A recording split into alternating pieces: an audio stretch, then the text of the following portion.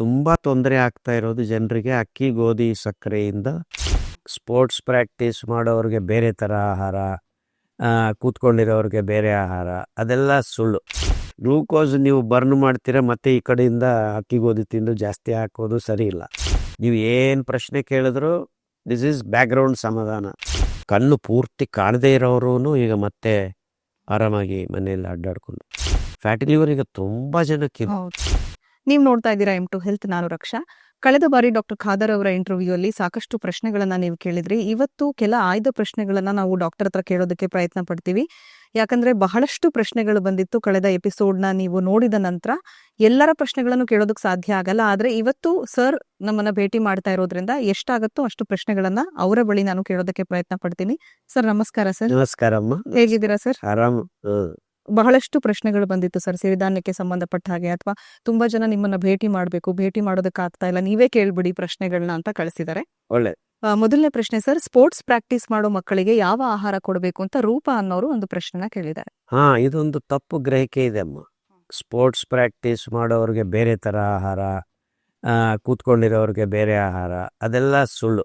ನಮಗೆ ಬೇಕಾಗಿರೋದು ಆಹಾರ, ಸರಿಯಾದ ಆಹಾರ ಅಷ್ಟೇ. ಸೊ ಸ್ಪೋರ್ಟ್ಸ್ ಪರ್ಸನ್ಸು ಅವ್ರು ಮಾಡೋ ಕೆಲಸಗಳ ಮೇಲೆ, ಸಾಧನೆ ಮೇಲೆ ಆಯಾ ಅಂಶಗಳು. ಸೊ ಎಲ್ಲರೂ ಒಂದೇ ರೀತಿ ಸಮತೋಲನ ಆಹಾರ ತಿನ್ನಬೇಕು. ಅದರಲ್ಲಿ ಇದು ಜಾಸ್ತಿ ಅದು ಕಮ್ಮಿ ಅಂತ ಏನಿಲ್ಲ. ಸೊ 8 to 10% ಪ್ರೋಟೀನ್ ನಿಮ್ಮ ಊಟದಲ್ಲಿ ಇರಬೇಕು. That will completely help your body to grow. So ಈಗ ನಾನು ಅದೇ ಊಟ ಮಾಡಿ ಅಭ್ಯಾಸ ಮಾಡಿದ್ರೆ ನನ್ನ ಕಾಲು ಕೈಗಳು ಗಟ್ಟಿ ಆಗ್ತವೆ. ಸುಮ್ಮನೆ ಬಿದ್ಕೊಂಡಿದ್ರೆ ಅದು ರೋಗ. ಸೊ ಸಾಧನೆ ಮಾಡೋದು ಆಯಾ ಕ್ರೀಡಾಪಟುಗಳಿಗೆ ಬೇಕಾಗಿರೋದು. ಎನರ್ಜಿ ರಿಲೀಸ್ ಅನ್ನೋದು ಅತಿ ಮುಖ್ಯ. ಇನ್ಫ್ಯಾಕ್ಟ್ ತುಂಬ ತೊಂದರೆ ಆಗ್ತಾ ಇರೋದು ಜನರಿಗೆ ಅಕ್ಕಿ ಗೋಧಿ ಸಕ್ಕರೆಯಿಂದ. Release of energy happens in bursts. ಆದರೆ ಕ್ರೀಡಾಪಟುಗಳಿಗೆ ಸತತವಾಗಿ ಸರಿಯಾದ ಪ್ರಮಾಣದಲ್ಲಿ ಶಕ್ತಿ ಬಿಡುಗಡೆ ಆಗೋ ಒಂದು ವ್ಯವಸ್ಥೆ ಮಿಲ್ಲೆಟ್ ಊಟದಿಂದಾನೇ ಸಿಗೋದು. ಎಸ್ಪೆಷಲಿ ಮೈನರ್ ಮಿಲ್ಲೆಟ್ಸು ತುಂಬ ಅದ್ಭುತವಾಗಿ ಕೆಲಸ ಮಾಡ್ತವೆ.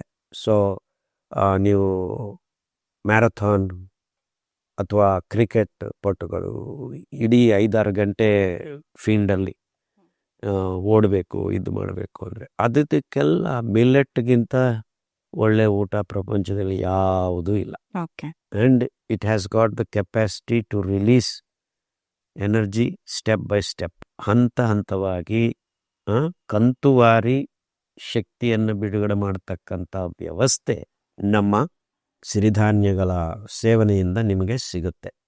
ಸೊ ಮುಂಚೆನೇ ಹೇಳ್ದಂಗೆ ನಾವು ಆಹಾರದಲ್ಲಿ ಏನು ಇಟ್ಕೋಬೇಕು? ಸೊಪ್ಪು, ತರಕಾರಿ, ಕಂದಮೂಲ ಮತ್ತು ದವಸ ಧಾನ್ಯ. ಈ 3 ಅಂಶಗಳು ನಿಮ್ಮ ಊಟದಲ್ಲಿ, ಪ್ರತಿ ಊಟದಲ್ಲಿ ಇರೋಂಗೆ ನೋಡ್ಕೊಳ್ಳಿ.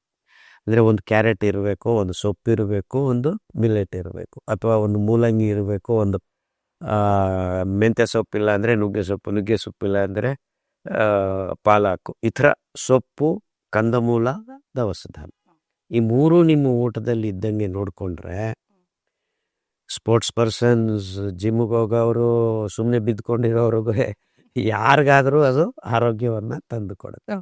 ಬಟ್ ಎಲ್ಲರೂ ಮಾಡಬೇಕಾಗಿದ್ದು ಒಂದಿದೆ, ವ್ಯಾಯಾಮ. ಅದು ಬೆಳಗ್ಗೆ ಎದ್ದು ಸೂರ್ಯನನ್ನು ನೋಡೋದು, ಸೂರ್ಯ ನಮಸ್ಕಾರಗಳು, 1 ಗಂಟೆ ನಡಿಗೆಯಲ್ಲಿ ನಮ್ಮ ಸಾಲ್ಟ್ ಬ್ಯಾಲೆನ್ಸ್ ಆಗುತ್ತೆ. ತುಂಬ ಜನ ಗ್ಲೂಕೋಸ್ ಬರ್ನ್ ಆಗುತ್ತೆ ಅಂದ್ಕೊಂಡಿದ್ದಾರೆ. ಗ್ಲೂಕೋಸ್ ನೀವು ಬರ್ನ್ ಮಾಡ್ತೀರಾ, ಮತ್ತೆ ಈ ಕಡೆಯಿಂದ ಅಕ್ಕಿ ಗೋಧಿ ತಿಂದು ಜಾಸ್ತಿ ಹಾಕೋದು ಸರಿ ಇಲ್ಲ. ಬಟ್ ಸಾಲ್ಟ್ ಬ್ಯಾಲೆನ್ಸ್ ಅಂತ ಆಗುತ್ತೆ. ನೀವು 1 ಗಂಟೆ ನಡೆದಾಗ ಇಲ್ಲೆಲ್ಲ ಲಿಂಫ್ ನೋಡ್ಸಿಂದ ಬೆವರು ಬರುತ್ತೆ. ಅಲ್ಲಿ ಸಾಲ್ಟ್, ಸೋಡಿಯಂ, ಪೊಟ್ಯಾಷಿಯಮ್, ಇನ್ನೂ ಬೇರೆ ಬೇರೆ ಸಾಲ್ಟ್ಸ್ ಬ್ಯಾಲೆನ್ಸ್ ಆಗ್ತಾ ಬರುತ್ತೆ. ಸೊ ಸಾಲ್ಟ್ ಬ್ಯಾಲೆನ್ಸ್ ಮಾಡ್ಕೊಳ್ಳೋದಕ್ಕೆ ನಿಮ್ಮ ಪಿಕ್ಕೆಗಳು ನಿಮ್ಮ ಹಾರ್ಟ್ಗೆ ಸಂಬಂಧಪಟ್ಟು 2 ಒಟ್ಟಿಗೆ ಸಿಂಕ್ರೊನೈಸ್ಡ್ ಆಗಿ ಕೆಲಸ ಮಾಡೋದ್ರಿಂದ ನಿಮಗೆ ತುಂಬ ಅದ್ಭುತವಾದ ಹಾರ್ಟ್ ಆರೋಗ್ಯ ಇರುತ್ತೆ. ಹೃದಯದ ಆರೋಗ್ಯ ಬೇಕು ಅಂದರೆ ಎಲ್ಲರೂ ನಡಿಬೇಕು. ಎಲ್ಲ ವಯೋಮಾನದವರು ನಡಿಬೇಕು. 108 ವರ್ಷ ಆದರೂ 20 ವರ್ಷ ಆದರೂ ನಡೀಲೇಬೇಕು. ನಮ್ಮ ಪ್ರಯೋಗಗಳಲ್ಲಿ ನಾವು ಕಂಡು ಬಂದಿದ್ದಂಗೆ 1 ಗಂಟೆ 15 ನಿಮಿಷ ನಡಿಲೇಬೇಕು. ನಡೆದರೆ ನಿಮಗೆ ತುಂಬ ಒಳ್ಳೆಯದಾಗುತ್ತೆ. ಸೊ ಕನಿಷ್ಠ 25 ನಿಮಿಷ ಆದರೂ ನಡೀರಿ. ಬಟ್ 25 ನಿಮಿಷ ಸಾಕಾಗಲ್ಲ ನನ್ನ ಲೆಕ್ಕದಲ್ಲಿ. 75 ಮಿನಿಟ್ಸ್ ಇಸ್ ವೆರಿ ಗುಡ್. ಆ ಅಭ್ಯಾಸಗಳನ್ನು ಮಾಡ್ಕೊಳ್ಳಿ. ಸೊ ಇದು ಅಭ್ಯಾಸಗಳ ಒಂದು ಸರಣಿ. ಹ್ಮ್. ಸೊ ನಾನು ಕೆಲಸ ಮಾಡೋನು, ನಾನು ಕೆಲಸ ಮಾಡದೇ ಇರೋನು, ನಾನು ಸುಮ್ಮನೆ ಕೂತ್ಕೊಂಡಿರ್ತೀನಿ, ವೈಟ್ ಕಾಲರ್ ಜಾಬ್, ಆ ಥರದ ವರ್ಗೀಕರಣ ಇಲ್ಲ ಇಲ್ಲಿ. ಎಲ್ಲರಿಗೂ ಸಮತೋಲನದ ಆಹಾರ ಬೇಕು. ನಿಮ್ಮ ಆಯ್ಕೆಗಳು ಅದು. ಬಟ್ ಸಾಧನೆ ಅಂತೂ ಪ್ರತಿಯೊಬ್ಬರಿಗೂ ಬೇಕು. ಕನಿಷ್ಠ 1 ಗಂಟೆ 15 ನಿಮಿಷ ನಡೆಯೋದು ಎಲ್ಲರಿಗೂ ಬೇಕು. ನೀವು ಏನಾದರೂ ಮಾಡು, ಆಮೇಲೆ ಹೋಗಿ ಜಿಮ್ಮಿಗೆ ಹೋಗು ಅಥವಾ ಕ್ರಿಕೆಟ್ ಪ್ರಾಕ್ಟೀಸ್ ಮಾಡು ಅಥವಾ ಮ್ಯಾರಥಾನ್ ಓಡು, ಬಟ್ ನಡೆಯೋದಂತೂ ನಡೀಲೇ. ಮ್ಯಾರಥಾನ್ ಓಡ್ತೀನಲ್ಲ ನಡೆಯಲ್ಲ ಅನ್ಬೇಡಿ. ನಡೆಯೋದ್ರಲ್ಲೇ ಆ ಸಿಂಕ್ರೊನೈಸೇಷನ್ ಆಫ್ ಹಾರ್ಟ್ ಅಂಡ್ ಪಿಕ್ಕೆ, ಕಾಫ್ ಮಸಲ್ಸ್, ಅದು ಅತಿ ಮುಖ್ಯವಾದ ಕನೆಕ್ಷನ್ ಇದೆ. ಸೊ ಈ ಎರಡು ಶುದ್ಧವಾಗಿ ಆರೋಗ್ಯವಾಗಿ ಇರಬೇಕಂದ್ರೆ ನಡಿಲೇಬೇಕು. ಆರಾಮಾಗಿ ನಡಿಗೆ, ಫಾಸ್ಟಾಗಿ ಕ್ವಿಕ್ಕಾಗಿ 1 ಗಂಟೆಯಲ್ಲಿ ಇಷ್ಟು ದೂರ ನಡಿಬೇಕು, ನಿನಗೆ ಎಷ್ಟಾಗುತ್ತೆ ಅಷ್ಟೇ. It's just that you have to keep moving your feet. ನಾನು 8 ಕಿಲೋಮೀಟರ್ ನಡೀತೀನಿ 1 ಗಂಟೆಯಲ್ಲಿ, ಅದೆಲ್ಲ nonsense. Just walk at your pace. ಸರಿ, ನಾನು ಬ್ಯಾಡ್ಮಿಂಟನ್ ಆಡ್ತೀನಿ ಅಥವಾ ಟೆನ್ನಿಸ್ ಆಡ್ತೀನಿ, ಸ್ವಿಮ್ಮಿಂಗ್ ಮಾಡ್ತೀನಿ ಅಂದ್ರೂ ಕೂಡ ನಡಿಗೆ ಇಂಪಾರ್ಟೆಂಟ್. ಅದೇ ಹೇಳ್ತೆ, ನಡಿಗೆ ಇಲ್ಲದೆ ಯಾವ ಜೀವನ ಕ್ರಮದಲ್ಲೂ ಆರೋಗ್ಯ ಇರೋದಿಲ್ಲ. ನಡಿಗೆ ಮಾಡಿ ಬೇರೆ ಕೆಲಸಗಳು ಮಾಡ್ಕೊಳ್ಳಿ. ನೀವು ಸ್ವಿಮ್ಮಿಂಗ್ ಆದರೂ ಹೋಗಿ, ಇಲ್ಲ ಮೇಲಿಂದ ಜಂಪ್ ಮಾಡ್ರಿ, ಏನಾದರೂ ಮಾಡ್ರಿ. ಓಕೆ ಸರ್, ವೆರಿಕೋಸ್ ವೇನ್ ಸಮಸ್ಯೆಗೆ ಯಾವ ಸಿರಿಧಾನ್ಯ ಬಳಸಬೇಕು? ಬಸವರಾಜ್ ಅನ್ನೋರು ಪ್ರಶ್ನೆ. ಸಿರಿಧಾನ್ಯಗಳು 5 ಧಾನ್ಯನೂ ಬಳಸಬೇಕು. ಆರ್ಡರ್ ಪುಸ್ತಕದಲ್ಲಿ ಬರೆದಿದ್ದೀವಿ. ಸಿರಿಧಾನ್ಯಗಳಿಗಿಂತ ಕ್ವಿಕ್ ರಿಲೀಫ್ ನಿಮ್ಗೆ ಸಿಗೋದು ಟೊಮೊಟ, ದೊಡ್ಡ ಮೆಣಸಿನ್ಕಾಯಿ ಮತ್ತು ತೊಂಡೆಕಾಯಿ. ಈ 3 ಜ್ಯೂಸನ್ನು, ಅಂದರೆ ಸ್ವಲ್ಪ ಸ್ಟೀಮ್ ಮಾಡಿ ಜ್ಯೂಸ್ ಮಾಡಿಕೊಂಡು ಕುಡಿ, ಊಟ ಮಾಡೋ ಮುಂಚೆ. 1 ವಾರ ಇದು, 1 ವಾರ ಅದು, 1 ವಾರ ಅದು. ತುಂಬ ಅದ್ಭುತವಾಗಿ ಕೆಲಸ ಮಾಡುತ್ತೆ. ಒಂದು 6 ತಿಂಗಳಿಂದ 1 ವರ್ಷ ಒಳಗಡೆ ನಿಮ್ಮ ಪ್ರಾಬ್ಲಮ್ ಸಾಲ್ವ್ ಆಗುತ್ತೆ. ಬಟ್ ಎಲ್ಲರೂ ಸಿರಿಧಾನ್ಯ ತಿನ್ನಬೇಕು, ಇದರಲ್ಲಿ ಎರಡನೇ ಮಾತಿಲ್ಲ. ನೀವು ಅಕ್ಕಿ, ಗೋಧಿ, ಹಾಲು, ಸಕ್ಕರೆ ಫಸ್ಟ್ ಬಿಡಬೇಕು. ನೀವು ಏನು ಪ್ರಶ್ನೆ ಕೇಳಿದ್ರು ದಿಸ್ ಈಸ್ ಬ್ಯಾಕ್ಗ್ರೌಂಡ್ ಸಮಾಧಾನ. ಸೊ 5 ಸಿರಿಧಾನ್ಯ ತಿನ್ನಬೇಕು. ಯಾವ ಕಾಯಿಲೆಗೆ ಯಾವ್ದು ಜಾಸ್ತಿ ಯಾವ್ದು ಕಮ್ಮಿ ಅಂತ ಬದಲಾವಣೆ ಇರುತ್ತೆ. ಅದು PDF ನೋಡಿ ತಿಳ್ಕೊಳ್ಳಿ. ರೋಸ್ಟೆಡ್ ಮಿಲೆಟ್ಸ್ ಅನ್ನ ಬಳಸಬಹುದಾ ಸರ್ ಅಂತ ಶ್ರೇಯಸ್ ಅನ್ನೋರು ಪ್ರಶ್ನೆ. ಅದು ನಿಮ್ಮ ರೆಸಿಪಿ ಮೇಲೆ ಹೋಗುತ್ತೆ. Roasted millets are good for, ಆ ವಾಸನೆ ಘಮ ಬರುತ್ತೆ. ಸೊ ನೀವು ಏನು ಮಾಡ್ತಾ ಇದ್ದೀರಿ, ಮುರುಕು ಆ ಥರದ್ದು ರೆಸಿಪೀಸ್ ಮೇಲೆ ರೋಸ್ಟ್ ಮಾಡಿ ಗ್ರೈಂಡ್ ಮಾಡಿದ್ರೆ ಒಂದು ಒಳ್ಳೆ, ಕೆಲವು ಪೇಯಗಳು ಮಾಡುವಾಗ ಆ ಥರದ್ದೆಲ್ಲ roasting is good. And sweet ಮಾಡಬೇಕಂದ್ರೆ ಚೆನ್ನಾಗಿ ತುಪ್ಪದಲ್ಲಿ ಸ್ವಲ್ಪ ಹಾಕಿ ರೋಸ್ಟ್ ಮಾಡಿ ಹಿಟ್ಟು ಮಾಡಿ ಅದನ್ನು ಎಳ್ಳೆಣ್ಣೆ, ಹುಚ್ಚೆಳ್ಳೆಣ್ಣೆ, ಕೊಬ್ಬರಿ ಹಾಲಲ್ಲಿ ಹಾಕಿ ಮಾಡಿದ್ರೆ ಒಳ್ಳೆ ಸ್ವೀಟ್ ತಯಾರಾಗುತ್ತೆ, ಘಮ ಅಂತ ಇರುತ್ತೆ. ಸೊ ಅದು ಎಲ್ಲದಕ್ಕೂ ಮಾಡಬೇಕಂತ ಅಲ್ಲ, ಆಯಾ ರೆಸಿಪಿ ಮೇಲೆ ಹೋಗುತ್ತೆ. ಓಕೆ ಸರ್, ನನಗೆ ಅಂಬಲಿ ಕುಡಿದಾಗ ಶುಗರ್ ಡೌನ್ ಆಗುತ್ತೆ ಯಾಕೆ ಅಂತ ನಾಗಶ್ರೀ ರವಿಕುಮಾರ್ ಅವರು ಪ್ರಶ್ನೆ ಕೇಳಿದ್ದಾರೆ. ಅಂಬಲಿ ಕುಡಿದಾಗಲ್ಲ, ಮೋಸ್ಟಾಗಿ ಡಯಾಬಿಟಿಸ್ ಪೇಷಂಟ್ಸು ಟ್ಯಾಬ್ಲೆಟ್ಸ್ ತಗೋತಾ ಇರ್ತಾರೆ. ಅಂಬಲಿ ಕುಡಿದಾಗ ನಿಮ್ಮ ದೇಹದಲ್ಲೂ ಪ್ಯಾಂಕ್ರಿಯಾಸ್ ಕೆಲಸ ಮಾಡೋಕ್ಕೆ ಶುರು ಮಾಡುತ್ತೆ. So it is not ambali, it is the tablet that you are taking. So ನೀವು ಫಸ್ಟ್ ಅಂಬಲಿ ಕುಡಿದು ಈ ಥರ ಆಗ್ತಾ ಇದೆ ಅಂದರೆ ನಿಮ್ಮ ಟ್ಯಾಬ್ಲೆಟನ್ನು ಕಮ್ಮಿ ಮಾಡಿಕೊಳ್ಳಿ. ಮೆತ್ತಿಗೆ ಟ್ಯಾಬ್ಲೆಟಿಂದ ಹೊರಗಡೆ ಬಂದು ಆ ಟ್ಯಾಬ್ಲೆಟ್ ನಿಮಗೆ ಹಾಳು ಮಾಡ್ತಾ ಇರೋದು. ಬಟ್ ಅಂಬಲಿ by it self will regulate ನಿಮಗೆ ಹೆಚ್ಚು ಕಮ್ಮಿಯನ್ನು, ಅದು ಅದ್ಭುತವಾಗಿ ಸಮತೋಲನವನ್ನು ತಂದು ಕೂಡ. ಓಕೆ ಸರ್, ನಾನು 5 ವರ್ಷದಿಂದ ನೀವು ಹೇಳಿದ ರೀತಿಯಲ್ಲೇ ಸಿರಿಧಾನ್ಯ ಬಳಸ್ತಾ ಇದ್ದೀನಿ, ಆದ್ರೂ ಮಧುಮೇಹ ಕಂಟ್ರೋಲ್ ಆಗ್ತಿಲ್ಲ, ಪರಿಹಾರ ತಿಳಿಸಿ ಅಂತ ಕೇಳ್ತಿದ್ದಾರೆ ಸುರೇಶ್. ಅಂಬಲಿ ಮಾಡ್ತಾ ಇಲ್ಲ ಸರಿಯಾಗಿ ಅನ್ಸುತ್ತೆ. ಹೊಸದಾಗಿ ನಾವು ಹೇಳ್ಕೊಟ್ಟಿದ್ದೀವಿ, 5 ಗ್ರಾಮು 500 ml. ಅಂಡ್ 1 ಗಂಟೆ ನಡೆಯೋದು ಹೃದಯದ ಆರೋಗ್ಯಕ್ಕೆ ಅತಿ ಮುಖ್ಯ. Salt balance also has effect on all other organs ಅಲ್ವಾ. ಸೊ ಇವೆಲ್ಲ ಸಕ್ರಮವಾಗಿ, ಸೂರ್ಯ ನಮಸ್ಕಾರ ಇನ್ನೂ ಅತಿ ಮುಖ್ಯ. ಆ 12 ಸೂರ್ಯ ಕಿರಣಗಳು, ಪ್ರಕಂಪನಗಳು ನಿಮ್ಮ ನಿರ್ನಾಳ ಗ್ರಂಥಿಗಳನ್ನು ಸರಿಯಾಗಿ ಮಾಡ್ತವೆ. ಸೊ ತುಂಬ ಜನ ಈ ಸೂರ್ಯ ನಮಸ್ಕಾರ ಮಾಡೋದಿಲ್ಲ, ಅದರ ಬಗ್ಗೆ ಗಮನನೇ ಕೊಡೋದಿಲ್ಲ. ಸಿರಿಧಾನ್ಯ ತಿಂತಾರೆ, ಅಂಬಲಿ ಕುಡಿತಾರೆ, ಎಲ್ಲ ಮಾಡ್ತಾರೆ.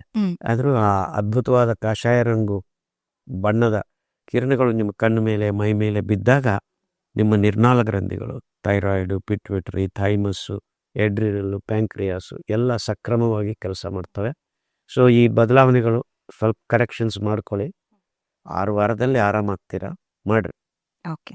ರೋಸ್ಟೆಡ್ ಮಿಲೆಟ್ ಪೌಡರ್ ಅನ್ನ ಹಾಲು ಅಥವಾ ಬಿಸಿನೀರಿಗೆ ಮಿಕ್ಸ್ ಮಾಡಿ ಬಳಸಬಹುದಾ ಅಂತ ಕೇಳ್ತಿದ್ದಾರೆ. ಹಾಲು ಮುಟ್ಬಾರ್ದು. ನೋ. ಎಸ್. ಕೊಬ್ಬರಿ ಹಾಲಿಗೆ ಹಾಕ್ಕೊಳ್ಳಿ ಬೇಕಾದರೆ, ಏನು ತೊಂದರೆ ಇಲ್ಲ. ಇನ್ಫ್ಯಾಕ್ಟ್ ಎಲ್ಲ ಹಾಲಿಗಿಂತ ಸಜ್ಜೆ ಹಾಲು ರಾಗಿ ಹಾಲು ತುಂಬ ಒಳ್ಳೆಯದು. ನಮ್ಮ ಮಿಲೆಟ್ಸ್ ಸಜ್ಜೆ ಹಾಲು ರಾಗಿ ಕೋಬಾಲ್ಟ್ ಸಿಗುತ್ತೆ. ಕೋಬಾಲಮೀನ್ ನಿಮ್ಮ ವಿಟಮಿನ್ B12 ಮಾಡೋದಕ್ಕೆ ಮೂಲ ಅದು. ಓಕೆ. ಸೊ ಹಾಲು ಅಂದರೆ ಸಜ್ಜೆ ಹಾಲು, ರಾಗಿ ಹಾಲು, ಕೊಬ್ಬರಿ ಹಾಲು, ಇದನ್ನು ನೀವು ರೋಸ್ಟೆಡ್ ನಮ್ಮ ಮಿಲೆಟ್ ಪೌಡರ್ನ ಹಾಕ್ಕೊಂಡು ಕುದಿಸ್ಕೊಂಡು ಪೇಯ ತಿಳಿಯಾಗಿ ಮಾಡ್ಕೊಳ್ಳಿ, ಗಟ್ಟಿ ಮಾಡ್ಕೋಬೇಡಿ. ಮಕ್ಕಳಿಗೂ ಕುಡಿಸ್ಬೋದು. ಓಕೆ. ಒಂದು ಕಿಡ್ನಿ ಇರುವವರ ಲೈಫ್ ಸ್ಟೈಲ್ ಹೇಗಿರಬೇಕು ಸರ್? ಈಗ ನಾವು ಮಾತಾಡಿದ್ವಿ ಮಾತಾಡಿ. ಕಿಡ್ನಿ ಅದೇ ಒಂದು ಕಿಡ್ನಿ ದೇವರು ತುಂಬ ದೊಡ್ಡವರು 2 ಕೊಟ್ಟಿದ್ದಾರೆ. ಇವರೆಲ್ಲರೂ ಸರಿಯಾಗಿದ್ರೆ ಹಾಳು ಮಾಡ್ಕೋತಾರೆ ಅಂತ ಒಂದು ಎಕ್ಸ್ಟ್ರಾ ಕೊಟ್ಟಿದ್ದಾರೆ. ಆ್ಯಕ್ಚುಲಿ ಒಂದು ಸಾಕು ನಮಗೆ, but God's grace we have 2 kidneys. So ಒಂದು ಹಾಳಾದರೂ ಇನ್ನೂ ಚೆನ್ನಾಗಿರ್ಬೋದು ಅಂತ. So same may be extra care, protein ಕಮ್ಮಿ ತಿನ್ನೋದು, ಜಾಗೃತವಾಗಿ ನಡಿಗೆ ಮಾಡೋದು, Surya namaskar. Actually adrenal glands ಅಂತ ಕಿಡ್ನಿ ಮೇಲೇ ಇರ್ತವೆ, ಹಾರ್ಮೋನ್ ಬ್ಯಾಲೆನ್ಸ್ ಮಾಡೋದು. ಸೊ ಇವೆಲ್ಲ ಸಿರಿಜೀವನ ಪುಸ್ತಕದಲ್ಲಿದೆ. ಆ ಎಕ್ಸ್ಟ್ರಾ ಕೇರ್ ತಗೊಳ್ಳಿ. ಎಕ್ಸ್ಟ್ರಾ ಪ್ರೋಟೀನ್ ಕಡೆ ಗಮನ ಕಮ್ಮಿ ಮಾಡಿ. ಪ್ರೋಟೀನು ನಿಮಗೆ ಸಿರಿಧಾನ್ಯಗಳಿಂದ ಸಿಗುತ್ತೆ, ಏನು ಗಾಬರಿ ಪಡ್ಕೊಳ್ಳಿ. TB ಕಾಯಿಲೆಗೆ ಯಾವ ಸಿರಿಧಾನ್ಯ ಒಳ್ಳೆಯದು?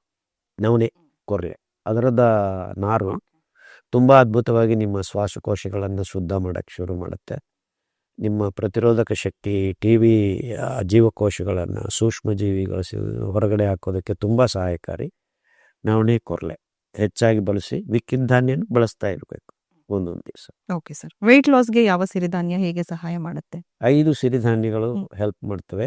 ಊದಲು ಹೆಚ್ಚಾಗಿ ಕೆಲಸ ಮಾಡುತ್ತೆ. ಸಾಮೆ ಹಾರ್ಮೋನ್ ಇಂಬ್ಯಾಲೆನ್ಸ್, ಅದ್ರೂ ಇನ್ನೊಂದು ಆಯಾಮದಲ್ಲಿ ಕೆಲಸ ಮಾಡುತ್ತೆ. ಸೊ ಊಬಕಾಯ ಅಂತಾನೆ ಪ್ರೋಟೋಕಾಲ್ ಇದೆ ನಮ್ಮ ಪುಸ್ತಕದಲ್ಲಿ, ಅದನ್ನು ನೋಡಿ ಫಾಲೋ ಮಾಡಿ. Okay sir. Diabetic retinopathy reverse ಮಾಡಬಹುದಾ? ಒಂದು ಕಣ್ಣು ಬ್ಲರ್ ಆಗಿದೆ ಸರ್, ಪರಿಹಾರ ತಿಳಿಸಿ. ತುಂಬ ಪೇಷಂಟ್ಸ್ ನಮ್ಮ ಹತ್ರ ಮಾಡ್ಕೊಂಡಿದ್ದಾರೆ. ಕಣ್ಣು ಪೂರ್ತಿ ಕಾಣದೇ ಇರೋರು ಈಗ ಮತ್ತೆ ಆರಾಮಾಗಿ ಮನೆಯಲ್ಲಿ ಅಡ್ಡಾಡ್ಕೊಂಡು ಮಾಡ್ಕೋಬಹುದು. ಆ ಕಣ್ಣಿನ ಸಮಸ್ಯೆ ಅಂತ ಪ್ರೋಟೋಕಾಲ್ ಇದೆ. ಅದರಲ್ಲೂ ಕೆಲವು ಜ್ಯೂಸ್ಗಳು ಅದೆಲ್ಲ ಮಾಡಿ. ನೀವು ಏನೇ ಜ್ಯೂಸ್ ಮಾಡಿಕೊಂಡ್ರು ಫಸ್ಟ್ ಸ್ವಲ್ಪ ಸ್ಟೀಮ್ ಮಾಡಿ. ಸಲಾಡ್ ತಿನ್ಬೇಕಂದ್ರೂ ಸ್ಟೀಮ್ ಮಾಡಬೇಕು. ಯಾಕಂದರೆ ಹಸಿ, ಎಲ್ಲರೂ ಈ ನಡುವೆ ಹಸಿ ತಿನ್ನಿ ಅಂತ ಇದ್ದಾರೆ. ಅದು ಒಳ್ಳೆಯದಲ್ಲ. ಈ ಕೆಮಿಕಲ್ಸು ಮತ್ತು ಸೂಕ್ಷ್ಮ ಜೀವಿಗಳು, ಕೆಲವು ಪ್ಯಾಥೋಜೆನಿಕ್ ಬ್ಯಾಕ್ಟೀರಿಯಾ ಸೇರ್ಕೋಬೋದು. ಸೊ ಫಸ್ಟ್ ಹುಣಸೆಹಣ್ಣಲ್ಲಿ ನೀರಿನಲ್ಲಿ ತೊಳೆದು, ಆವಾಗ ಇನ್ಫ್ಯಾಕ್ಟ್ ನ್ಯಾನೋ ಪಾರ್ಟಿಕಲ್ಸ್, ಹೇಗೆ ಪ್ಲಾಸ್ಟಿಕ್ಸ್ ಆಲ್ಸೋ ಹೋಗುತ್ತೆ, ಅದನ್ನು ಸ್ವಲ್ಪ 1 ನಿಮಿಷ ಸ್ಟೀಮ್ ಮಾಡಿ ಆಮೇಲೆ ಜ್ಯೂಸ್ ಮಾಡ್ಕೊಳ್ಳಿ. Okay sir. ಶುಗರ್ ಲೆವೆಲ್ 500 ಇದೆ, ಇದಕ್ಕೆ ಟ್ರೀಟ್ಮೆಂಟ್ ಏನು ಅಂತ ಭಾಸ್ಕರನ್ ಅನ್ನೋರು ಕೇಳ್ತಾರೆ. ಅವ್ರಿಗೆ ಬೇರೆ ಕಾಯಿಲೆಗಳೇನೂ ಇಲ್ಲ ಅಂದರೆ ಮಧುಮೇಹ ಪ್ರೋಟೋಕಾಲು 2 ದಿವಸ ನವಣೆ, ಕೊರ್ಲೆ, ಆರ್ಕ, ಸಾಮೆ, ಊದಲು ಬದಲಾವಣೆ ಮಾಡಿ ತಗೊಳಕ್ಕೆ ಹೇಳಿ. ಅಂಬಲಿ ಡೈಲಿ ಬೆಳಗ್ಗೆ ತಿಂಡಿಗೆ ಮುಂಚೆ, ರಾತ್ರಿ ಊಟಕ್ಕೆ ಮುಂಚೆ ಕುಡಿಬೇಕು. ನಡಿಗೆ ಇದ್ದೇ ಇದೆ. ಸೂರ್ಯ ನಮಸ್ಕಾರ ಬೇಕೇ ಬೇಕು. ಅಂಡ್ ಹುಳಿ, ಅಂದರೆ ಪೈನಾಪಲ್ ಆಗಲಿ, ಆರೆಂಜ್ ಆಗಲಿ, ನಿಂಬೆಹಣ್ಣಾಗಲಿ, ಮೂಸಂಬಿ ಅಥವಾ ಮಾವಿನಕಾಯಿ, ಈ ಥರ ಹುಳಿ ಇರೋ ಅಂಶ ದಿವಸ ಒಂಚೂರಾದರೂ ಬಾಯಿಗೆ ಹೋಗ್ತು. ಓಕೆ. ಅಂದರೆ ಒಂಚೂರು ಉಪ್ಪಿನಕಾಯಿ ತಿನ್ನಿರಿ ಅಂತ ಹೇಳಿ. ವಿಟಮಿನ್ B, C, D ಈ 3 ಮುಖ್ಯವಾದ ಅಂಶಗಳು ನಮ್ಮ ಆಹಾರಕ್ಕೆ. ದುರ್ಗಶ್ರೀನ್ ಅವರು ಈ ಪ್ರಶ್ನೆ ಕಳಿಸಿದ್ದಾರೆ. ಸರ್, ನನಗೆ 3rd ಸ್ಟೇಜ್ ಫ್ಯಾಟಿ ಲಿವರ್ ಇದೆ, ಇದನ್ನ ಹೇಗೆ ಸರಿ ಮಾಡೋದು? ಊದಲು, ಅಂಬಲಿ ಊದಲು ತುಂಬ ಚೆನ್ನಾಗಿ ಕೆಲಸ ಮಾಡುತ್ತೆ. ಈ ನಡುವೆ ಎಣ್ಣೆಗಳ ಬಗ್ಗೆ ನಾವು ಮಾತಾಡಿಲ್ಲ, ಮತ್ತು ನೆಕ್ಸ್ಟ್ ಎಪಿಸೋಡಲ್ಲಿ ಮಾತಾಡೋಣ. ಈ ಎಣ್ಣೆಗಳು ಪ್ಲಾಸ್ಟಿಕ್ ಚೀಲಗಳಲ್ಲಿ ಮತ್ತು ಬೇರೆ ಬೇರೆ ಆಯಾಮಗಳಿಂದ ಕಲುಷಿತ ಆಗಿರೋದ್ರಿಂದ ನಮ್ಮ ಲಿವರ್ ಈಸ್ ರೀಪ್ಲೆನಿಷ್ ಆಗಬೇಕು. ಅದಕ್ಕೆ ನಮಗೆ ಕೊಬ್ಬಿನ ಕಣಗಳು ಬೇಕು, ಅದು ಸರಿಯಾಗಿ ಸಿಗ್ತಾ ಇಲ್ಲ. ಸೊ ಬೇರೆದ ಅಂಶಗಳು ಬಂದು ಆ ಲಿವರ್ ಫ್ಯಾಟಿ ಆಗ್ತಾ ಇದೆ, ಹೆಚ್ಚು ಕೊಬ್ಬು ಸೇರಿಸ್ಕೊಳ್ತಾ ಇದೆ. Because we are taking too much sugar. Fructose, corn syrup ಇವೆಲ್ಲ ಸೇರಿ ಫ್ಯಾಟಿ ಲಿವರ್ ಆಗ್ತಾ ಇದೆ. So it is sugar and oils that are gone wrong. Fatty liver ಈಗ ತುಂಬ ಜನಕ್ಕೆ. ಸೊ ಇದನ್ನು ಗಮನ ಇಟ್ಕೊಂಡು ನೀವು ಮೆತ್ತಿಗೆ ಆ ಅಂಶಗಳನ್ನು ಕಮ್ಮಿ ಮಾಡಿ ಸರಿಯಾದ ಎದ್ದುಗಾಣದ ಎಣ್ಣೆಯನ್ನು ನಿಮ್ಮ ಅಡುಗೆಯಲ್ಲಿ ಬಳಸಿ. ಇನ್ಫ್ಯಾಕ್ಟ್ 6 ವಾರದಿಂದ 3 ತಿಂಗಳಲ್ಲಿ ನಿಮ್ಮ ಫ್ಯಾಟಿ ಲಿವರ್ ದೂರ ಮಾಡ್ಕೋಬೇಕಂದ್ರೆ ಅಂಬಲಿ ಕುಡೀರಿ, ವಾಕ್ ಮಾಡಿರಿ, ಈ ಎಣ್ಣೆ ಬದಲಾವಣೆ ಮಾಡ್ಕೊಳ್ಳಿ, ಅಡುಗೆ ಎಣ್ಣೆ. Within 6 weeks to 3 months you will see the result. Okay. Eczema ಮತ್ತು ಸೋರಿಯಾಸಿಸ್ ಹಾಗೇನೆ ಬೇರೆ ರೀತಿಯ ಚರ್ಮ ಸಮಸ್ಯೆಗಳಿಗೆ ಯಾವ ಮಿಲೆಟ್ಗಳು ಸಹಕಾರಿಯಾಗುತ್ತೆ? ಅಗೈನ್ ಕೊರ್ಲೆ ಮತ್ತು ನವಣೆ ಹೆಚ್ಚಾಗಿ ಬಳಸಬೇಕು. ಪ್ರೋಟೋಕಾಲಲ್ಲಿ ಬರೆದಿದ್ದೀವಿ. ಎಲ್ಲದಕ್ಕೂ ಪ್ರೋಟೋಕಾಲ್ ಅಂತ ಹೇಳ್ತಾ ಇರ್ತೀನಿ ನಾನು, ಯಾಕಂದರೆ ತುಂಬ ಪ್ರಯೋಗ ಮಾಡಿ ಒಂದು ನಿರ್ದಿಷ್ಟ ಕ್ರಮವನ್ನು ನಾವು ನಿರ್ಧಾರಣೆ ಮಾಡಿದ್ದೀವಿ. ಸಾವಿರಾರು ಪೇಷಂಟ್ಸ್ ಮೇಲೆ ಪ್ರಯೋಗ ಮಾಡಿದ್ದು ರಿಸಲ್ಟ್ಸನ್ನು ಆ ಪುಸ್ತಕದಲ್ಲಿ ಹೊಂದಾಣಿಕೆ ಮಾಡಿದ್ದೀವಿ. ಎಲ್ಲರೂ ಅದನ್ನು ಬಳಸಬೇಕು ಅಂತ ನನ್ನ ಆಸೆ. ಬ್ಯಾಕ್ ಪೇನ್ಗೆ ಯಾವ ಮಿಲೆಟ್ ಸಹಕಾರಿ? ಅದು L4 L5 ಅಂತಾರೆ. ಇಲ್ಲಿ ಬೆನ್ನಲ್ಲಿ ಕೆಲವು ಬೆನ್ನೆಮುಖದಲ್ಲಿ ಬೆನ್ನು ಅಲ್ಲಿ ತೊಂದರೆ ಆಗುತ್ತೆ. ಕೆಲವ್ರಿಗೆ ನಾನು ಹೇಳ್ದಂಗೆ ಜಾಯಿಂಟ್ ರುಮೆಟಿಕ್ ಫ್ಯಾಕ್ಟರ್ಸು ಅಥವಾ ಊತ ಬರೋದು ಅದರೆಲ್ಲ ಆಗ್ತಾ ಇರುತ್ತೆ. L4 L5 ಅಂತಾನೆ ಒಂದು ಪ್ರೋಟೋಕಾಲ್ ಇದೆ. ಅದರಲ್ಲೂ ಅಗೈನ್ ಈ ಸ್ನಾಯುಗಳನ್ನು ಗಟ್ಟಿ ಮಾಡೋದಕ್ಕೆ ನಿಮಗೆ ಎಣ್ಣೆಗಳು ಬೇಕು, ವಾಕಿಂಗ್ ಬೇಕು, ಮತ್ತು ಸರಿಯಾದ ಪ್ರೋಟೀನ್ ಅಂದರೆ ನಮ್ಮ ಮಿಲೆಟ್ ಪ್ರೋಟೀನ್, ಬೆಸ್ಟ್ ಪ್ರೋಟೀನ್. ನವಣೆಯಲ್ಲಿ, ಕೊರ್ಲೆಯಲ್ಲಿ ಮತ್ತು ಆರ್ಕದಲ್ಲಿ ಎಲ್ಲ ತುಂಬ ಒಳ್ಳೆ ಪ್ರೋಟೀನ್ ಇದೆ. ಎಲ್ಲರೂ ಬಳಸ್ರಿ. L4 L5 ಅಂತ ಪ್ರೋಟೋಕಾಲ್ ಇದೆ. ಆ ಕ್ರಮ ನಿಮಗೆ ಕೈಯಲ್ಲಿ ಸಿಗುತ್ತೆ. ಓಕೆ. ಕಳೆದ 1 ವರ್ಷದಿಂದ ಮಿಲೆಟ್ಸ್ ಯೂಸ್ ಮಾಡ್ತಾ ಇದ್ದೀನಿ, ಬಟ್ ಕಳೆದ 4 ತಿಂಗಳಿಂದ ನೀ ಜಾಯಿಂಟ್ ಪೇನ್ ಶುರುವಾಗಿದೆ ಸರ್, ಹೆಲ್ಪ್ ಮಾಡಿ ಅಂತ ವಿಕ್ರಮ್ ಅವ್ರು ಕೇಳ್ತಾ ಇದ್ದಾರೆ. ನಾವೆಲ್ಲ ಆನ್ಸರ್ ಹೇಳಿದ್ದೀನಿ ನೋಡ್ರಿ. ಅವರು ಗೊತ್ತಿಲ್ಲದೆ ಹೆಚ್ಚು ಪ್ರೋಟೀನ್ ತಿಂತಾ ಇದ್ದಾರೆ. ಅದು ಮೊಟ್ಟೆ ಮಾಂಸ ಇರ್ಬೋದು ಅಥವಾ ಬೇಳೆಕಾಳು ಜಾಸ್ತಿ ಇರ್ಬೋದು. ಅದನ್ನು ಸಮತೋಲನಕ್ಕೆ ತಗೊಂಡ್ರೆ within 6 weeks the problem will disappear. Okay sir. ಸಿರಿಧಾನ್ಯವನ್ನ 8 ಗಂಟೆಗಿಂತ ಹೆಚ್ಚು ನೆನೆಸಿದರೆ ಸಮಸ್ಯೆ ಆಗತ್ತಾ? ಅದು ಬಿಸಿಲು ಕಾಲದಲ್ಲಿ ಒಂದು ಸತಿ ಫರ್ಮೆಂಟೇಷನ್ ಶುರು ಆಗಿಬಿಡುತ್ತೆ.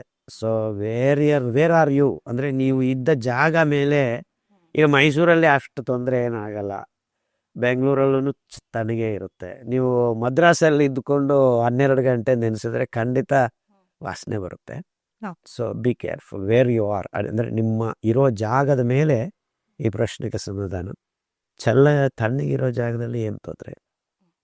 ನನಗೆ PCOD ಸಮಸ್ಯೆ ಇದೆ ಸರ್, ತುಂಬಾ ಬ್ಲೀಡಿಂಗ್ ಕೂಡ ಆಗುತ್ತೆ, ಇದಕ್ಕೆ ಏನು ಪರಿಹಾರ? ಹಾರ್ಮೋನ್ ಇಂಬ್ಯಾಲೆನ್ಸ್ ಅನ್ನೋದು ಕಾರಣ. ಪುಸ್ತಕದಲ್ಲಿ ಹಾರ್ಮೋನ್ ಇಂಬ್ಯಾಲೆನ್ಸ್ ಅಂತಾನೆ ಸಪ್ರೇಟ್ ಪ್ರೋಟೋಕಾಲ್ ಮಾಡಿದ್ದೀವಿ. ಅದನ್ನು ಬಳಸೋಕ್ಕೆ ಸಾಮೆ ಅಕ್ಕಿ ಹೆಚ್ಚಾಗಿ ಬಳಸಬೇಕು. 3 ದಿವಸ ಸಾಮೆ ಅಕ್ಕಿ, ಮಿಕ್ಕಿದ್ದು ಒಂದೊಂದು ದಿವಸ. ಆ್ಯಂಡ್ ಅಫ್ಕೋರ್ಸ್ ನಾನು ಎಲ್ಲದಕ್ಕೂ ಇದೇ ಹೇಳ್ತಾ ಇರ್ತೀನಿ ಅಂತ ಅನ್ಕೋತೀರ ನೀವು, but they are all very important. ಜೀವನ ಶೈಲಿ ಅನ್ನೋದು ನಾವು ಈ ಗಲಭೆಯಲ್ಲಿ ಮರೆತು ಹೋಗಿದ್ದೀವಿ. ನಾನು ಸಾಫ್ಟ್ವೇರ್ ಇಂಜಿನಿಯರು, ನಾನು ಅದು ಅಂತ ನನಗೆ ಆಗಲ್ಲ ಅಂದರೆ ನಿನ್ನ ಬಾಡಿನೇ. Whether you are software engineer or whether you are marathon runner, your body is body. So you have to give that much importance to it. So Siri Jeevana ಅಂತ ಪುಸ್ತಕದ ಹೆಸರು. ಅದು ನಾವು ಶಾಸ್ತ್ರೀಯವಾಗಿ ಕಲಾತ್ಮಕವಾಗಿ ನಮ್ಮ ಜೀವನವನ್ನು ರೂಪಿಸಿಕೊಳ್ಳೋ ಒಂದು ಮಾರ್ಗಸೂಚಿ. ಅದು please follow that. Okay. Acute pancreatitis ಸಮಸ್ಯೆಗೆ ಯಾವ ಸಿರಿಧಾನ್ಯ ಸಹಾಯ ಮಾಡುತ್ತೆ ಅಂತ ಲೋಹಿತ್ ಅವ್ರು ಕೇಳ್ತಾ ಇದ್ದಾರೆ. Pancreatitis is a serious issue, because ಅದನ್ನು ರಿಪೇರಿ ಮಾಡ್ಕೊಳಕ್ಕಾಗೋದಿಲ್ಲ. ಈ ಆಧುನಿಕ ವೈದ್ಯ ವಿಧಾನದಲ್ಲೇ ಅಲ್ಲವೇ, ಇನ್ಕ್ಲೂಡಿಂಗ್ ನಮ್ಮ ಹಳೆಯ ಆಯುರ್ವೇದ, ನ್ಯಾಚುರಲ್, ತುಂಬ ಫೇಲ್ಯೂರ್ಸ್ ಇದೆ. ಆದರೆ ನಮ್ಮ ಸಿರಿಧಾನ್ಯಗಳು, ಅಂಬಲಿ, the multi speciality hospital is ಅಂಬಲಿ. ನಿಮ್ಮ ಹೊಟ್ಟೆಯಲ್ಲಿ ಯಾವಾಗ ನೀವು ತುಂಬಿಸ್ಕೊಳ್ತೀರಾ ಆವಾಗ ಈ ಕಾಯಿಲೆಗಳೆಲ್ಲ ಒಂದು ಹದಕ್ಕೆ ಬರುತ್ತೆ. ಸೊ ಪ್ಯಾಂಕ್ರಿಯಾಟಿಟಿಸ್ ಅಂತಾನೆ ಒಂದು ಪ್ರೋಟೋಕಾಲ್ ಇದೆ. ಎಸ್ಪೆಷಲಿ ಊದಲು, ಸಾಮ, ಈ 2 ಧಾನ್ಯ ತುಂಬ ಅದ್ಭುತವಾದ ಕೆಲಸ ಮಾಡ್ತವೆ. ಸೊ ಅಂಬಲಿ ಬೆಳಗ್ಗೆ ರಾತ್ರಿ ಶುರು ಮಾಡಿರಿ, ಅಂಬಲಿ ಕುಡಿದು 5-10 ನಿಮಿಷಕ್ಕೆ ಊಟ ಮಾಡಿರಿ, ಎಲ್ಲ 6 ತಿಂಗಳಲ್ಲಿ ಆರಾಮಾಗ್ತೀರ. ಓಕೆ. ನಾನು ಸಿರಿಧಾನ್ಯ ಬಳಸುತ್ತೇನೆ, ಆದರೆ ಅಜೀರ್ಣ ಆಗ್ತಾ ಇದೆ, ಜೊತೆಗೆ ತುಟಿಗಳು ಡ್ರೈ ಆಗ್ತಿವೆ, ಪರಿಹಾರ ಕೊಡಿ. ಅದೇ ಅವರು ನೆನೆಸ್ತಾ ಇಲ್ಲ. ಒಂದು ಅಡುಗೆ ಮಾಡೋದು 8 ಗಂಟೆ ನೆನೆಸಿ ಅಡುಗೆ ಮಾಡ್ಕೋಬೇಕು, ಮತ್ತು ಅಂಬಲಿ ಕುಡಿತಾ ಇಲ್ಲ. ಅಂಬಲಿ ಕುಡಿಯೋಕ್ಕೆ ಶುರು ಮಾಡಿದರೆ ಈ ಏರುಪೇರುಗಳೆಲ್ಲ ಸೆಟ್ ಆಗುತ್ತೆ. ವಾತ, ಪಿತ್ತ, ಕಫ ಇವೆಲ್ಲ ಮಾಯ ಆಗಿಬಿಡುತ್ತೆ. ನಿಮ್ಮ ದೇಹ ಸಮತೋಲನಕ್ಕೆ ಬಂದ್ಬಿಡುತ್ತೆ. ಓಕೆ. ಥೈರಾಯ್ಡ್ ಇದೆ ಸರ್, ಮಿಲೆಟ್ಸ್ ತಿಂತಾ ಇದ್ದೀನಿ, ಆದರೆ ಥೈರಾಯ್ಡ್ ವಾಸಿ ಆಗಿದೆ ಅಂತ ಹೇಗೆ ಗೊತ್ತಾಗುತ್ತೆ? ಚೆಕ್ ಮಾಡಬೇಕು, TSH ಅಂತ, ಅಥವಾ 2-3 ಸಿಂಪ್ಟಮ್ಸ್ನ ಇಟ್ಕೊಂಡು ನೀವು ನಿಮ್ಮನ್ನು ಗಮನಿಸ್ಕೋಬೇಕು. ತುಂಬ ಜನ thyroid ಪೇಷಂಟ್ಸ್ಗೆ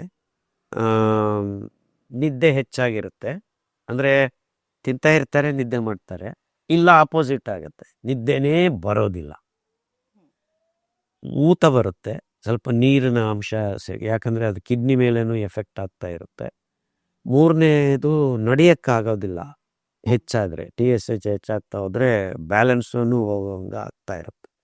they can walk, they can do things, but they feel very problematic. ಇದೆಲ್ಲ ಬೇಡ ಅಂದರೆ ಸುಮ್ಮನೆ ಹೋಗಿ ನಿಮ್ಮ ಬ್ಲಡ್ ಟೆಸ್ಟ್ ಮಾಡು. ಅಂದ್ರೆ ಸರ್ ಅವರು ಸಿರಿಧಾನ್ಯ ಬಳಸಕ್ಕೆ ಶುರು ಮಾಡಿ ಎಷ್ಟು ದಿನಗಳ ಆದ್ಮೇಲೆ ಒಂದು 3 ತಿಂಗಳು 3 ತಿಂಗಳು ಅವ್ರು ಬಳಸದನ್ನ ಬಳಸಿದ್ರೆ ನಂತರ ಅಂಬಲಿ ಕುಡಿಬೇಕು. ಎದ್ದುಗಾಣದ್ದೆನ್ನೇ ಅತಿ ಮುಖ್ಯ ಇಲ್ಲಿ. ಆ ಥೈರಾಯ್ಡ್ ಗ್ರಂಥಿ ಕೊಬ್ಬಿನ ಅಂಶದಿಂದ ಮಾಡಿರೋದು ದೇವರು. ಸೊ ಅದಕ್ಕೆ ಆ ಕೊಳಕನ್ನು ತೆಗಿಯೋದಕ್ಕೆ ಎದ್ದುಗಾಣದ್ದೆಣ್ಣೆ ಬೆಳಗ್ಗೆ ಎದ್ದು ಒಂದು 2-3 ಚಮಚ ಹಾಳೊಟ್ಟೆಯಲ್ಲಿ ಕುಡಿಬೇಕು. ಅದೆಲ್ಲ ಪುಸ್ತಕದಲ್ಲಿ ಬರೆದಿದ್ದೀವಿ. Please follow the protocol. Hyperthyroidism ಆಯಾ. ಎಲ್ಲದಕ್ಕೂ ಈ ಕಡೆ ಆ ಕಡೆ ಎರಡು ತೊಂದರೆಗಳನ್ನು ನಿಭಾಯಿಸ್ಕೋಬಹುದು. IBS ಗೆ ಯಾವ ಸಿರಿಧಾನ್ಯ ಒಳ್ಳೇದು ಅಂತ ರಾಜೇಶ್ ರಾವ್ ಅವ್ರು ಕೇಳ್ತಾ ಇದ್ದಾರೆ. ಎಲ್ಲ 5 ಸಿರಿಧಾನ್ಯ ಬೇಕು. IBS is A very complex problem. ನಮ್ಮ ಗಟ್ ಮೈಕ್ರೋಬ್ಸ್ ಪೂರ್ತಿ ನಾಶ ಆಗಿದೆ ಅಂತ. ಸೊ ಅಂಬಲಿ ಒಂದೇ ನಿಮ್ಮನ್ನ ಸೇವ್ ಮಾಡೋದು, ರಕ್ಷಣೆ ಮಾಡೋದು. ಪ್ಲೀಸ್ ಸ್ಟಾರ್ಟ್ ವಿತ್ ಅಂಬಲಿ. ಒಂದು 6 ತಿಂಗಳಲ್ಲಿ ಆರಾಮಾಗ್ಬೋದು.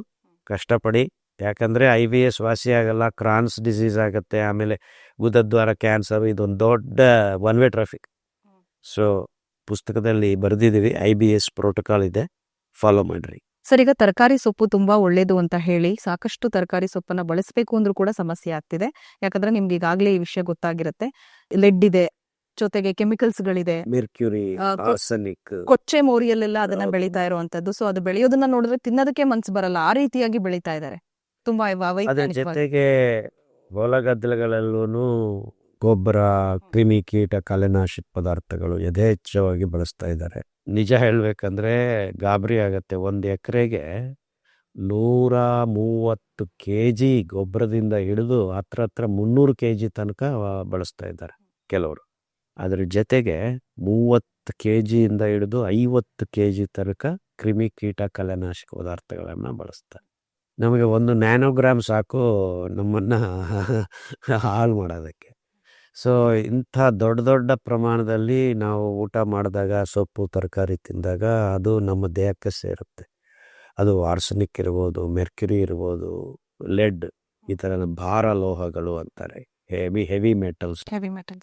ಜೊತೆಗೆ ಈ ಪೋಲಾರ್ ಕೆಮಿಕಲ್ಸ್ ಅಂತಾರೆ, ಈ ವಿಷಪೂರಿತ ರಾಸಾಯನಿಕಗಳು.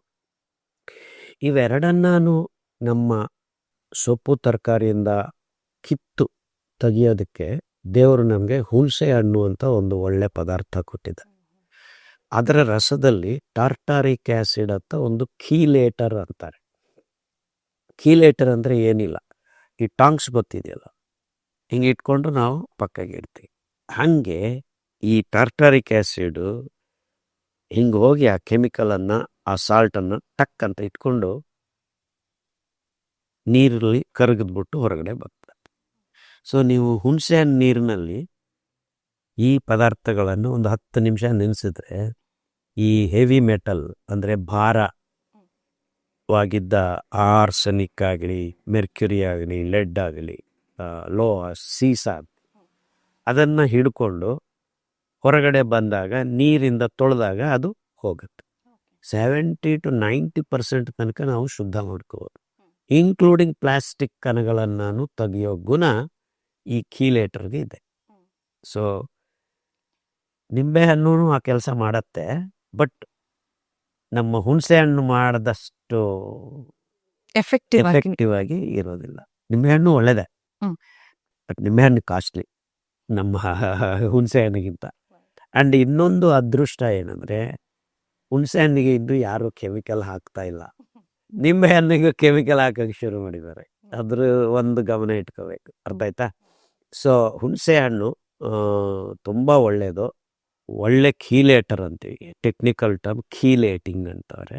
ಸೊ ನಮ್ಮ ದುರದೃಷ್ಟಕ್ಕೆ ನಮ್ಮ ಹೊಲ ಗದ್ದೆಗಳಲ್ಲಿ ಈ ಕಲುಷಿತಗಳು, ಕೆಟ್ಟ ರಾಸಾಯನಿಕಗಳು ಇರೋದರಿಂದ ನಾವು ಎಷ್ಟು ಆರ್ಗ್ಯಾನಿಕ್ ಆಗಿ ಬೆಳೆದಿದ್ದೀವಿ ಅಂದ್ರೂ ಭಾರ ಲೋಹಗಳಂತೂ ಬಂದೇ ಬರ್ತವೆ. ಐ ನಾಟ್ ಯೂಸಿಂಗ್ ಪೆಸ್ಟಿಸೈಡ್ಸ್ ಅಂತ ಹೇಳ್ಬೋದು ನೀವು, ಬಟ್ ಭಾರ ಲೋಹಗಳು ನೀರಿನಿಂದನೇ ಬಂದಿವೆ. ಸೊ ಇದರದ್ದ ಒಂದು ಆ ಅಭದ್ರತೆಯನ್ನು ಸುಭದ್ರತೆ ಕಡೆಗೆ ತಗೊಂಡೋಗಬೇಕು ಅಂದರೆ ಎಲ್ಲರಿಗೂ ಹುಣಸೆ ಹಣ್ಣಿನ ಬಳಕೆ ಗೊತ್ತಿರಬೇಕು, ಈ ಅವಗಾಹನ ಬರಬೇಕು. ಈ ಕೆಮಿಕಲ್ಸಿಂದ ಭಾರ ಲೋಹಗಳಿಂದ ನಾವು ದೂರ ಇರಬೇಕಂದ್ರೆ ನೀವು ಅಡುಗೆ ಮನೆಯಲ್ಲಿ ಈ ತರಕಾರಿ ಸೊಪ್ಪುಗಳನ್ನು ಹುಣಸೆಹಣ್ಣು ನೀರಲ್ಲಿ ಒಂದು 10 ನಿಮಿಷ ನೆನೆಸಿ, ಮತ್ತೆ ಶುದ್ಧ ನೀರು ಅಂದರೆ ಕಾಪರ್ ಹಾಕಿರೋ ನೀರಿಂದ ಶುದ್ಧ ಮಾಡಿ ಅದನ್ನು ಅಡಿಗೆಗೆ ಬಳಸ್ಕೊ. ಆವಾಗ ಈ ಗೊಂದಲಗಳು ಇರೋದಿಲ್ಲ. ಸರ್, ಸಾಕಷ್ಟು ವೀಕ್ಷಕರ ಪ್ರಶ್ನೆಗಳಿಗೆ ನೀವು ಉತ್ತರ ಕೊಟ್ಟಿದ್ದೀರಾ. ಇನ್ಫ್ಯಾಕ್ಟ್ ನೀವು ಹೇಳಿದ್ರಿ ಎಲ್ಲರನ್ನೂ ಭೇಟಿ ಮಾಡೋದಕ್ಕಾಗೋದಿಲ್ಲ, ಬಿಕಾಸ್ ಅಷ್ಟು ಬ್ಯುಸಿ ಸ್ಕೆಡ್ಯೂಲಲ್ಲಿ ಇರ್ತೀರಾ ನೀವು ಅಂತ. ಮತ್ತಷ್ಟು ಪ್ರಶ್ನೆಗಳನ್ನು ಮುಂದಿನ ಸಂಚಿಕೆಯಲ್ಲಿ ನಾನು ನಿಮ್ಮ ಬಳಿ ಕೇಳ್ತೀನಿ. ಧನ್ಯವಾದ ಸರ್. ನೋಡಿದ್ರಲ್ಲ, ಮುಂದಿನ ಎಪಿಸೋಡ್ನಲ್ಲಿ ನಿಮ್ಮ ಮತ್ತಷ್ಟು ಪ್ರಶ್ನೆಗಳಿಗೆ ಡಾಕ್ಟರ್ ಖಾದರ್ ಅವರು ಉತ್ತರ ನೀಡ್ತಾರೆ. ಅಲ್ಲಿವರೆಗೂ ನಮಸ್ಕಾರ.